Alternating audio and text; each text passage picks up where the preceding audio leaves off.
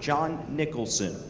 John is a professor emeritus in broadcast and digital journalism at his alma mater, Syracuse University, where he served as the founding director for the Newhouse Sports Media Center. In addition, he has 40 years of practical experience in news and sports television in the field. He is here to tell you why you should sweat the small stuff. John?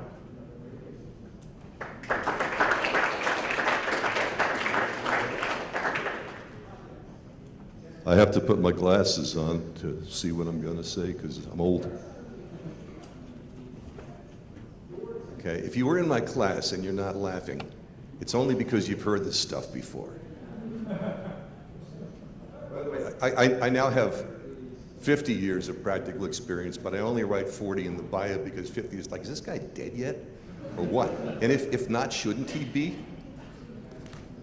Why you should sweat the small stuff. You may have, some of you are probably too young for this, but you may have heard about the book, Don't Sweat the Small Stuff, and it's all small stuff. This is the opposite. Do sweat the small stuff. And the truth of the matter is, there's plenty of small stuff that really matters. Why, you might ask? I'm going to tell you, you should work from bullet points, so I'm going to do that, thus the need for the glasses. You should sweat the small stuff because you want to be as good as you can be, right? How many of you want to be on air? How many of you are on air now? All right, now for those of you who haven't already been in my class, this is how we raise our hands, see? So the teacher can tell if you actually have your hands up or not. Okay. How many are in favor of making a lot of money? Maybe. You won't start out making a lot of money, and those of you doing it now already know that, don't you? Okay. Why you should sweat the small stuff? Because, and by now if you're doing it, you know this, there are hundreds of other people out there who are just as qualified or even more qualified than you for the job that you are trying to get or keep. Sweating the small stuff will help you get the job and will help you keep the job. And finally, because as I mentioned a moment ago, the business does not pay enough, certainly not at the start, to do it just because it's a job. This is not something you do for a job. This is something you do because you can't not do it.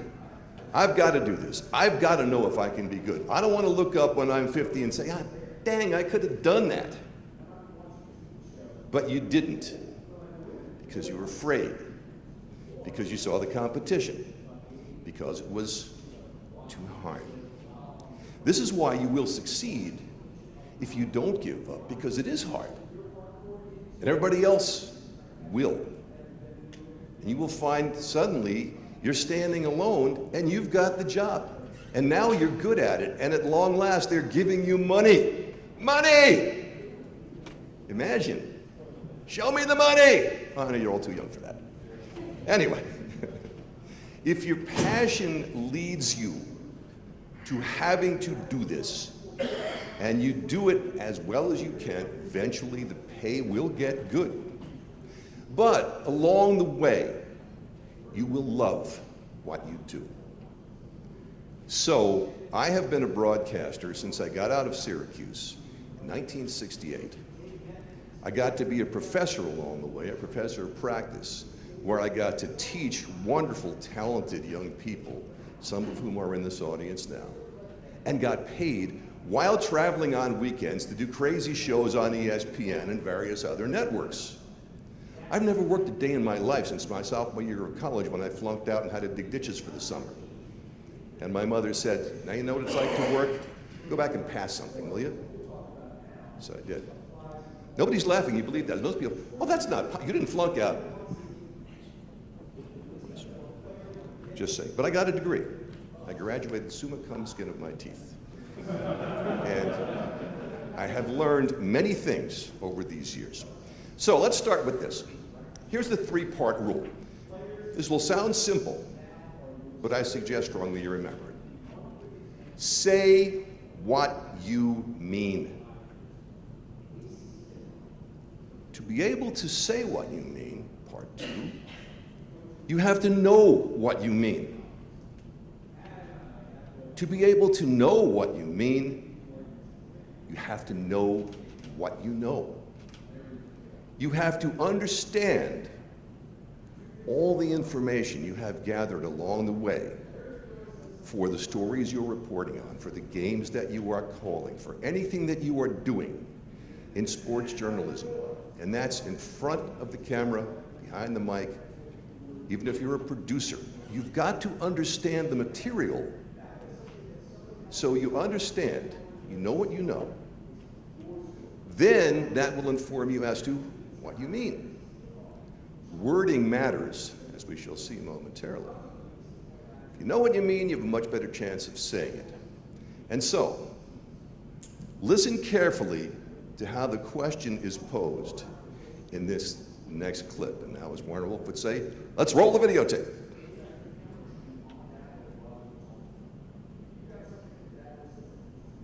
This is relatively low tech, so I'll just do a little dance while we wait for it to.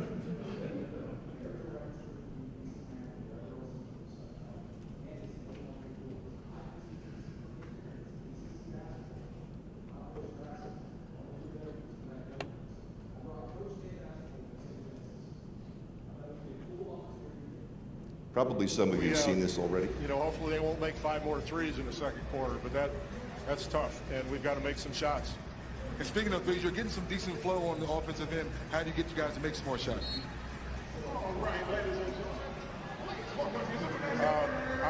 I'll ask them to make the shots.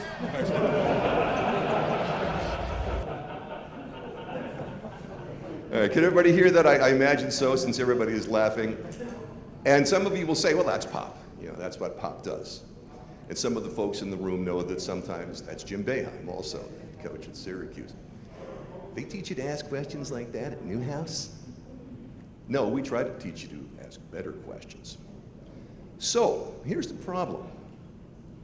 Dennis Scott, who's a terrific player, and I think is a pretty good announcer, says, what can you do so they make more shots?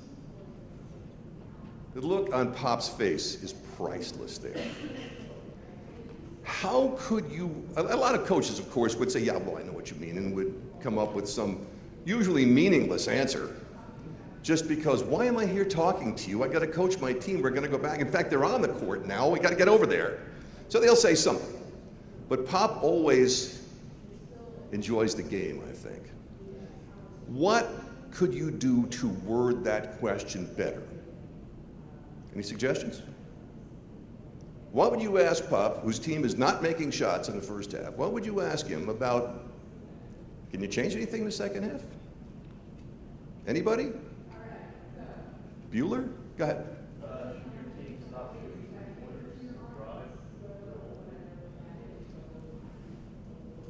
Anybody else? Go ahead, Steve. Should you ask a yes or no question, by the way? Stephen asked if you didn't hear it. Is there a different strategy you're going to try in the second half?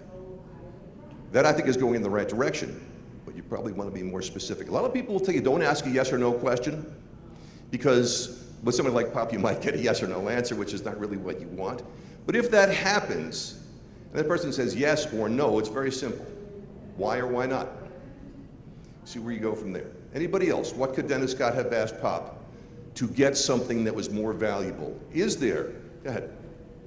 I would ask something that was maybe more poignant or specific to a player or a situation, and said, how can so-and-so be better in that situation and be a catalyst in the second half? Okay. Yeah. Just to build off his idea of why have they struggled to make shots thus far? Okay. What about why have they struggled so far to make the shots? Because some people will tell you, and Jim Boeheim says this a lot, I think Matt will agree with this, well, sometimes they go in and sometimes they don't. You can draw it all up and then it doesn't go in. Well, is there something you can do? Are there, for instance, screens you can set, or guys you can try to free up, or somehow drive to the basket more since you're not making it? Is there something you can do? And if he says, no, thanks, coach. And if he says, yes, what? Sometimes it doesn't matter what you ask, because Pop is Pop.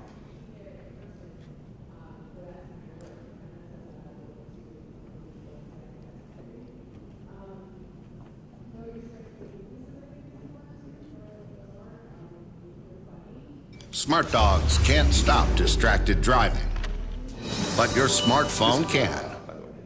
Yeah, well, hold on. Back here with Greg Popovich, up 20. What's the question? No, listen. Is there a question? You're making Or me you just nervous. tell me? No, you're making me nervous. But seriously, I've never been so nervous in my life, so I asked all the sideline reporters. Right now. No, all the sideline reporters what to do, how to approach you. They said explore your feelings at the end of the third quarter. So are you? Oh.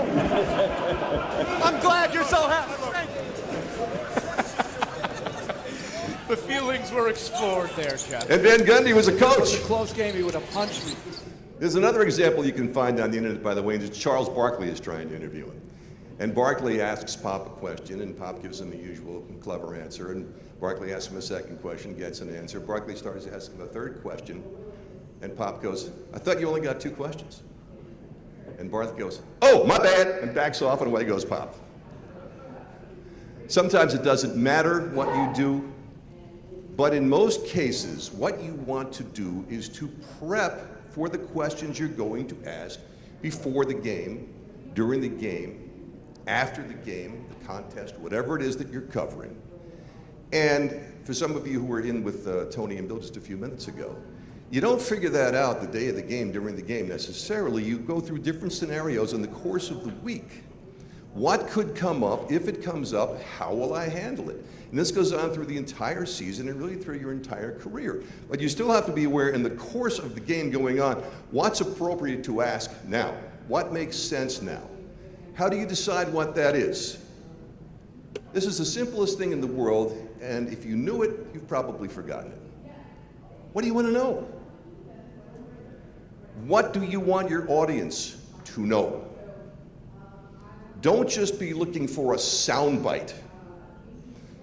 Well, I've got to go out and ask him something. He doesn't want to do it. I don't really want to do it, although they're paying me. So I'll just ask him or her anything. Don't do that. What do you want to know? If you don't want to know anything, why the hell are you covering sports? Right? What do you want to know? What does your audience want to know? That will tell you what you want to ask, and it will help inform you how to ask these questions. This kind of stuff applies to almost everything that you will do in broadcasting sports. Either, as I say, on the air, behind the scenes, also the things that you do in writing up things on the internet, and so forth and so on. I have been talking with guys I know across the country for the last few weeks getting ready for today. General managers at local TV stations, sports directors, news directors, people who hire. And these are some of the things that they told me. Sometimes they underlined stuff I thought so already. Other times they gave me ideas I had forgotten about myself. If you know enough things, eventually you forget a lot of stuff. So you write them down. And I have done that here. I can put the glasses back on. You must practice. Whatever it is that you do, you must practice regularly. That means just about every day. You have lots of people who are successful and experienced play-by-play people, sports reporters, sports directors, people who do panels, etc., etc. They've been doing it so long that the performance itself often counts as practice. But if you are on air, do you get up in the morning and warm up your voice? Do you warm up your body? If you walk in feeling like this, is your voice going to be great? Is your face going to be great on TV? You have to warm up to be a broadcaster, just as you have to warm up to be an athlete. You have to have your instruments ready. Your voice, your body, your brain. You can't just walk into the studio, no matter how experienced you are, in my opinion, without doing some warming up and getting yourself ready. You don't magically turn on a switch and all of a sudden, you're Mike Tirico. Mike might be the only guy who actually all of a sudden is Mike Tirico, but I think Mike even gets himself ready. That's what he tells me anyhow. Learn to enunciate. If you don't have these things, get yourself one and use it. A T, a D, an ing. I'm telling you something right now. I'm doing it. I've lost my G. I'm not doing it. It's important to enunciate. You don't have to raise your hands, but think about it. When I say the word important, and I mean you, do you say, it's important? If you do, it's the verbal equivalent of wearing a baseball cap backwards to interview for a job. It lowers your apparent level of maturity and intelligence by a large number of points. And I've been told this, as the people I told you about a couple of moments ago, who hire. When they hear that on your demo, that's the end of them looking at your demo. They're looking to hire young, talented people. And by young, I mean anywhere from just coming out of college to in your 30s or beyond sometimes. But they want you to sound like a grown-up, not a kid who thinks it's important to be following this team. Coming up, enunciate. It makes you sound like you know stuff. Small stuff, but big people listen. My wife spent her career in personnel, human resources, and labor relations. Whenever she hired and fired literally thousands of people over her career. Whenever she got a resume that had any misspelling or grammar or punctuation error in it, right in the dumper. If you can't even get your resume right, what can you get right? Pay attention to detail. Have people who care about you serve as your editors. Make sure your resume is as good as it can be. Make sure that your demo is as good as it can be. I had the privilege of working with Dave Pasch when he was the voice of Syracuse. And if you don't know who Dave Pasch is, you're in the wrong room. Dave and I taught the sports class together, and he would have people go out and do practice play-by-play of high school games. He'd say, cue it up. We did little cassettes back then. He would say, cue it up to 5 good minutes. Stick it in the machine, hit play. If he heard a mistake, he would stop the tape, pop it out, throw it across the room, and smash it against the wall.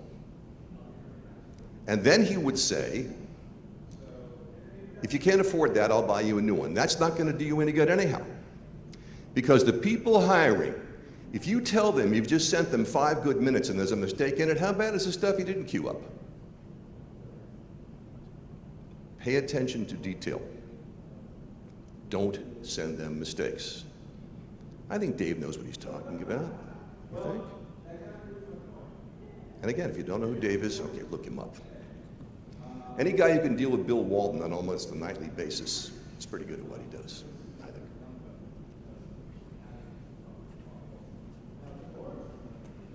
In case you don't know this, you work nights and weekends. You will always work nights and weekends. That's what we do in this business, nights and weekends. The guys starting out, guys, by the way, not a gender-specific term, work nights and weekends. Mike Tirico works nights and weekends. Matt Park works nights and weekends. And every other day, too, pretty much. I think Matt ever stops. I don't know how he ever gets a game of golf in. But that's what you do. If you don't want to do that, again, you're in the wrong racket. Be prepared to do all the jobs. It may be that you want to just do play-by-play, or you just want to be a sports anchor, or you just want to be an on-air talent. Today, even in the major markets, even in the top 10 markets very often, you are a one-person band. You are an MMJ. You're shooting your own stuff for TV. If you're doing play-by-play, you're doing an awful lot of your own research. You're also doing a whole bunch of different jobs. You're not just the play-by-play person. Be prepared to do everything. You have to know how to edit video and audio. You have to know how to do good interviews. You have to know how to do stuff for the web. Video clips, audio clips, text stories. You have to know how to do all of that stuff, because if you don't, the other applicant, who might not be as good an announcer as you, will. And she or he might be good enough. And that person will get the job, or will move up to the next job, and you won't.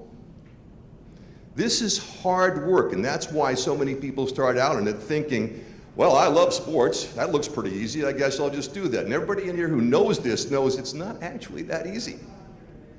So a lot of those people don't last very long, and there you are, as I said at the beginning, still standing, because you paid attention and because you really want to do it. If you're interested in television especially, make sure that you know how to do stories, packages, that are sort of sports-based but can go anywhere in the newscast. Every news director is looking to hire sports people who can do that kind of stuff. Might not go in the sportscast, might go in the D block, the E block, how many blocks they have, they have 12 hours of news these days, what passes for it. You've got to know how to do that stuff. You've got to know how to do the story about Susie the bowler, who's not even on a team, but there's something special about her. Is that story about bowling? Or is it about people in the neighborhood? Choice B, people watch that, even if they don't care about sports. You must know how to do that. And this I got from a friend of mine who's an assistant news director in Orlando, which is now a very big market. When the hurricane comes, when in Orlando, horribly, something like the Pulse nightclub massacre happens, it's all hands on deck. You are not a sports reporter that day. You're just a reporter. You need to know how to do all the jobs. You really don't want to come out sounding like you're doing play-by-play of a hockey game when you're covering a hurricane. I won't even do my impression of a play-by-play guy calling a hurricane. Avoid cliches. Okay, the great saying is, avoid cliches like the plague. Thank you very much. The first person who says the hoop and the harm is going to get harmed. The first time somebody said the hoop and the harm, it was really clever. The second time it was, okay. The fourth time it was like, will you stop? The hoop and the harm? Yeah, I was watching this game last night. You're sitting in a bar with a friend of yours. Watching this game last night. Man, this guy drives in the hoop and the harm. No shit. It's amazing I can get people to laugh by saying shit in front of a microphone. Dave Chappelle gets lots of money for saying stuff like that. He's way funnier, by the way. When you are putting together your demo, still what they're telling me is put a montage at the beginning of yourself doing a bunch of different stuff, not just standing there saying, I'm standing here saying stuff. Do all kinds of stuff. Walk, talk for a reason. Don't just walk and talk. Hi, I'm walking along, and I'm talking, and I'm walking along for no particular reason except that I can, and it looks good on my demo. If I spin around, it's really impressive, except I gotta remember to move the mic with me, too. They're gonna show, by the way, the news directors will show that to everybody in the newsroom, and they'll laugh like hell, and then they won't hire you. But if you can get yourself involved legitimately in doing something as simple as seeing how difficult it is to play soccer goalie. We were looking at a clip last night, and somebody dove this way and just doinked the ball in that way. Well, if you know anything about soccer, you know in that situation the goalie's pretty much guessing, and if she guesses wrong, there you go. Could you demonstrate that and stand up yourself? Could you show the audience just how difficult it is to try to figure out how to do that? Can you juggle flaming torches and talk at the same time? If you can, do it and put it in your stand-up reel. Make yourself stand out in a positive way, but they always want to see what you look and sound like first. Then give them a variety of good packages. Then if you want to do play-by-play, give them a whole section of good play-by-play. A lot of young people, what they do is they put together 10 seconds here, 7 seconds there, and they think, well, they won't notice I edited this because all the other crud was in between. Yes, they will. You could be the world's slickest editor. It's very obvious that you just took the good parts and got rid of the rest. They want to know, can you consistently call an entire period? Everybody makes a mistake now and then. But your demos should show that you can do extended periods and do them well. Make sure that's on there. Now, like I said, you want to stand out in a positive way. But, a second, I can find the exact part that I want to talk about.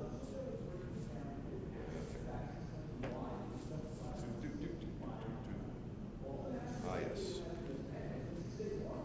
Know a lot of stuff. Know a lot of stuff about everything. Read, watch, listen. How many of you watch Jeopardy? Let's watch Jeopardy for 30 seconds.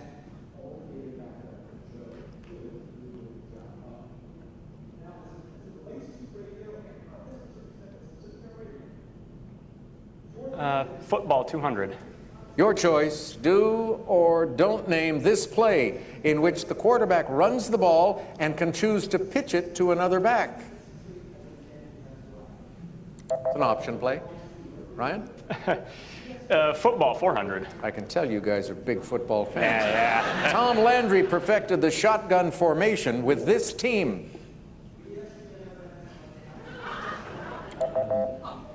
Dallas Cowboys. Do you think we should go to commercial?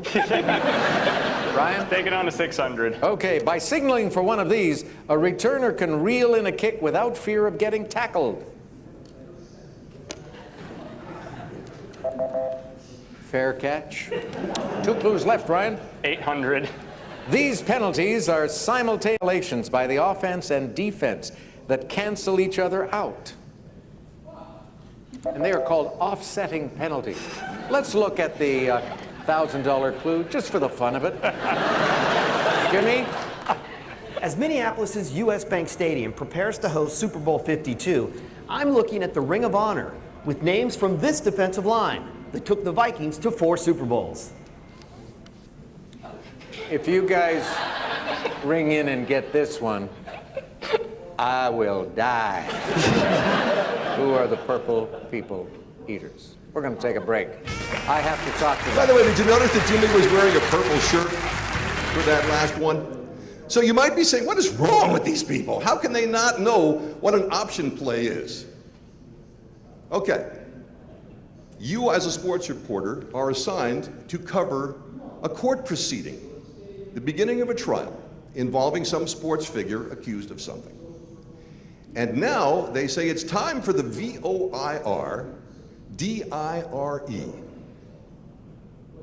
Raise your hand if you know what that is. Don't guess. You know. What is it?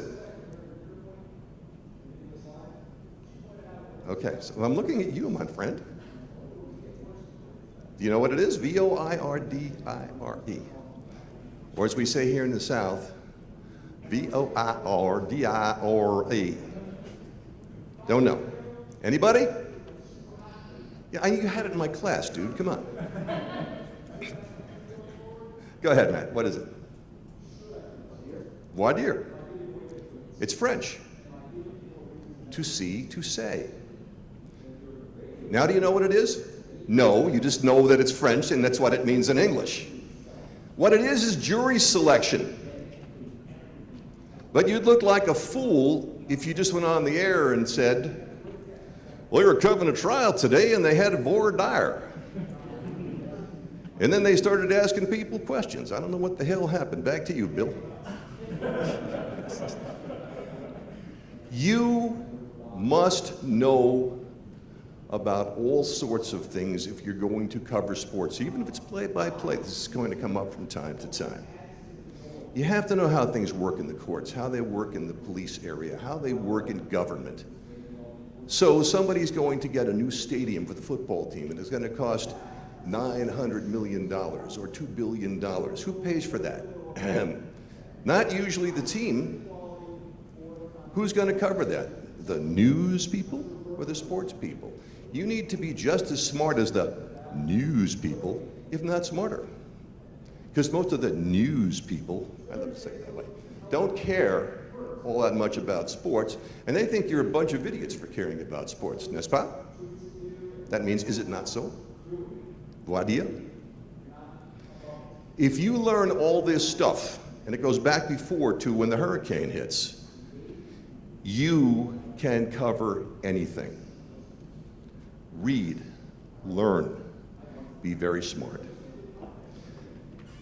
One of the last things, then just a couple of bullet points here. You should be watching people you think are really good. Somebody said to me, I won't say who, last night, I want to be like Robin Roberts. Yeah, me too. In fact, Ian Eagle said, when we gave him an award a couple of years ago, when he was a kid, he told his parents, I want to be Marv Albert. And his mom said to him, you want to be like Marv Albert? And Ian said, no, I want to be Marv Albert. Marv thought that was very funny. It's also very much funnier when Ian says it than when I say it. You don't want to be somebody else. You don't necessarily want to, you shouldn't want to imitate somebody else. But you can see what he or she does that will work for you and what won't. Pay attention. Here's an example. This is when we run 30 seconds in. I hope you'll recognize this fellow who is no longer with us. That's very nice. Oh yeah, booyah, we'll get to all that. Okay, back up about 10 seconds. You get that a lot, don't you? Yeah. You'll hear a call from the audience which sits down. How are you? Oh, great. Thanks very much for being here. That's very nice. Oh yeah, booyah, we'll get to all that. Good. Can I write that down and use it? You get that a lot, don't you? Yeah. Because you use this expression, booyah. You got some great expressions. Booyah is good. Redunculous. You're using that now? Redunculous is kind of new. Redunculous, there's a new one, ridiculified. Ridiculified. Yeah, I just like creating words that aren't words and creating my own little dictionary. Sure. And you think you're going to get any of these into an actual dictionary someday if you just keep sticking to them? I hope, but even more important than that, Mike Ditka, Coach Mike Ditka, took ridiculified and made it ridiculified this past Monday in NFL primetime. That's terrific. That's great. It's like you are growing something that's Stuart Scott. real. You all know who Stuart Scott was, right? Again, as Casey Stengel used to say, you could look it up. Stuart Scott did not invent booyah, but Stuart Scott made it famous on SportsCenter. Once Stuart Scott made booyah famous on SportsCenter, he owned it. Now you're a local sports person at the same time. You come on channel whatever it is in whatever little town, because I'm not picking anybody in particular, and you go, booyah, and the audience goes, what's wrong with you? That's not you. What are you, Stuart Scott? You're not Stuart Scott. I see who you are. Don't try to steal stuff, particularly trademark stuff, from people who are successful and who do that. That's not the only thing that makes them successful. See what these people do that will work for you in general. How they ask questions, how they address the camera, how they word the things that they say. But don't steal their trademarks. I had a client who kept calling me last spring. He's doing baseball. And he wanted to know what was a good home run call. How many of you have a home run call of your own? Anybody? Good. Don't bother. They're all taken.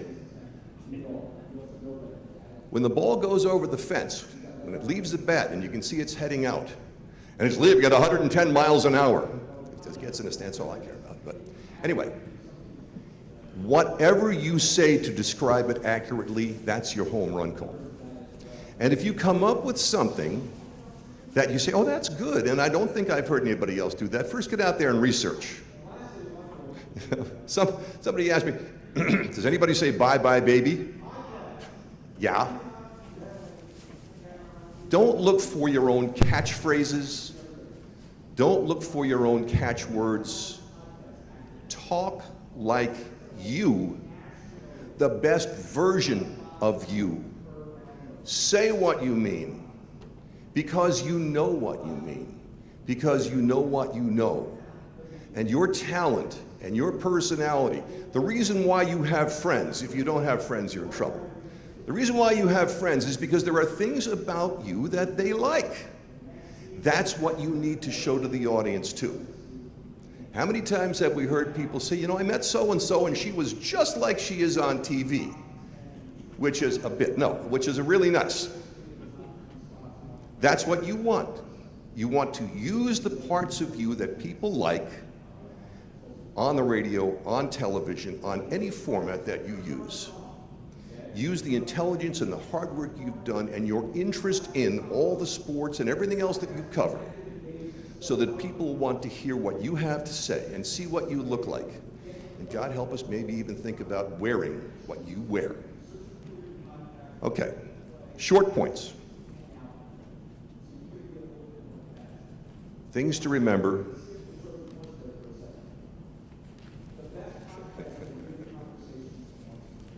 Because if you don't, you'll be sorry. 1, always be ready for the weather. Now, people think that means don't forget to dress warmly if you're going to be working in Minnesota. Yes, but just as importantly, if you're going to be working in Florida or Houston, I've worked in both, it's very sweaty. Sometimes you bring a change of clothes in the news car, the sports car, with you. And just before you go on, you change so you're not standing there dripping. You have to think about that stuff. Be aware of that. That's another tip from my friend in Orlando. This might be the most important one. I got this from Stephen Fonte, who's the sports director at WSYR in Syracuse, which is the #1 station, and who teaches sports reporting at Syracuse University. Be nice. Be nice. Be nice. Show respect to everybody. Your colleagues, your competitors, people you're interviewing, your sources, complete strangers, the cop who yells at you. Be nice, show respect. It can just about, it's impossible just about for it to hurt you. Good policy. Get to know people as human beings while you're being nice. Don't just look at them as a source for a soundbite. Get to know them, get to know what they're about. Let them know you a little. Don't tell them all your deepest, darkest secrets. They don't really care about that anyhow. But get to know them, you'll get better stories. And by the way, they'll call you when something happens and not the other people. Be nice. Never phone anything in. I don't mean literally. Sometimes you do have to do the old international sign for, yeah, my live shot's not working. Never do a half-ass job. Always do a full-ass job. Tough audience. If for no other reason, because you never know who's listening or who's watching. There's another story Stephen Fonte told me. He got the job. He was a local basketball star in central New York, around the Syracuse area. He started out working in Binghamton. And he applied for a job at Channel 9 as the weekend guy. And on his demo, he had a live shot. And Doug Logan, who was the sports director at the time, hired him. And he later told Steve, well, I was looking for a guy who could do live shots, and I liked the one on your demo. Steve said that was the only one I'd ever done. So I was really glad that I did it well. And then say, well, I'll do another good one next time. Do it right every time. You never know who's listening. Give it your best shot every time. Sometimes it's going to be, not so good. Sometimes it's going to be great. You want to be at the level where your worst work is still pretty good. When you go home and say, that sucked, and everybody goes, really? I thought it was pretty good. So your great stuff is really, really great. Always give it everything you have. In terms of preparation, in terms of delivery. And by the way, if you're doing a live shot, Touche knows this. When the guy goes, okay, wait until you hear the word clear from somebody before you say anything else, particularly swear words. Especially if the engineers don't like you so much, which is another reason to get to be nice to the engineers. Be very careful, all mics are open all the time. Ask the late President Reagan. Finally, don't bitch. Don't bitch, I wrote down, don't bitch on social media. Please don't. Or anywhere else. Don't bitch on the job. Don't bitch to your fellow employees. Don't bitch to the competition. Not in public, in front of your audience. Not anywhere. Not ever. It will come back to bite you in a place you don't want to be bitten. And this is a very small business. You might hate your job, but do it and work hard at it every day. And if you hate your job, look for a better one. Don't bitch. Ever. Maybe to your partner, your wife, your husband, whatever. And even then, you break up, you're screwed. He was bitching. And You've all heard about networking. Network when you don't need a job. You should get to know, you folks just starting out especially, everybody in this room, and everybody you can at this entire weekend-long meeting. Get to know them as people, let them know who you are, find out who they are. Don't ask them for anything except contact and maybe some advice. When you need a job, when you're looking for something, they're looking for somebody else, that is when you make the request and they already know who you are. If you say, hi, I went to the same school you went to, will you hire me? Yeah, that's a good enough reason that I should hire you. I'll look at you because you went to the same high school that I went to, you know, but if it turns out you stink, no. Make these relationships now when you're young. And remember, some of these folks coming in here are still in college, as some of you are just out of college, working your first job. Some of the people in this room, there's an excellent chance you'll work with them or for them sooner or later. Network now. As our crew coach at Syracuse says, raise friends. Later on, those people can help in your career. And don't forget, when it's your turn to help them, help. Two final things I promised Dave that I would say. One, if you're not already a member of the National Sports Media Association, you should join. It's not that expensive, especially when you're young. And it's extremely useful in so many ways, as I hope you've seen this weekend. Two, David J. Halberstam has a website, and it's called the Sports Broadcast Journal. David is a very experienced broadcaster, and every week he sends out an email with some stuff that is worth seeing. You might not agree with all of it, which is great, but check out David Halberstam's Sports Broadcast Journal. It's really good. Thank you for laughing at some of my jokes. I hope you learned something. Anybody have any questions? We have like, 30 seconds. No, we have 5 minutes. It's all good. Yes, sir. I wanted to kind of get your advice on, when you showed the examples of the questions to the coaches, Popovich not really get much response. If you already know the answer that the coach or player will give you, be generic and boring, because you feel like the question that you have to ask because it would be lacking if you did. For instance, status of a player who you know is going to be a game time decision, but if you don't ask the question, it's going to be noticeable. How do you approach something like that? Everything depends. Depends on the coach. It depends on what the answer is likely to be. But again, I'll pick on the wording there. You know the guy's a game time decision, or they've just told you it's a game time decision. How often is somebody who is said to be a game time decision in fact a game time decision? How many times in the NBA Finals was Kevin Durant a game time decision? Okay, so yeah, was he really a game time decision in a bunch of those games? Heck no. So sometimes you're right, you just ask the question, and if the coach says game time decision, at least officially there is no update. But as the reporter, you might already have used other sources to find out that no, she's not going to play tonight. Or, yeah, we're going to put him in, but he's not going to start. Stuff like that. And you could say, we have heard that this is the case, and that's when you go with a yes or no question to the coach. So, is that right? And then he's got no comment, which nobody says anymore except in the movies. Or, well, we're still deciding. Or next question. But yeah, bring it up because you know that's what your audience wants to know. Good question. Anybody else?